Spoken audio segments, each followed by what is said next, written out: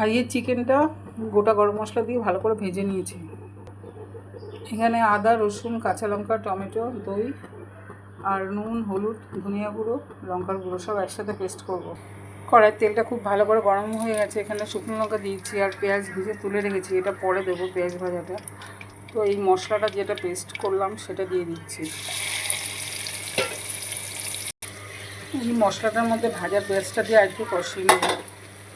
মশলাটা খুব ভালো করে কষিয়ে নেওয়া হয়ে গেছে। এবার ভেজে রাখা চিকেনগুলো দিয়ে দিচ্ছি। ভাজা মশলাটা দিয়ে দিলাম, গোটা গরম মশলা আর জিরে ভাজা। এই চিকেনটার মধ্যে কিছুটা আলু দিয়ে দিচ্ছি, সিদ্ধ করে ভেজে নিয়েছি অল্প করে। গরম জল দিয়ে দিচ্ছি। চিকেনটা রান্না কমপ্লিট হয়ে গেল। একবার তোমরা চিকেন ভেজে তারপর রান্না করে দেখো, একটু অন্যরকম টেস্ট হবে। টাটা, সবাই খুব ভালো থাকো, সুস্থ থাকো।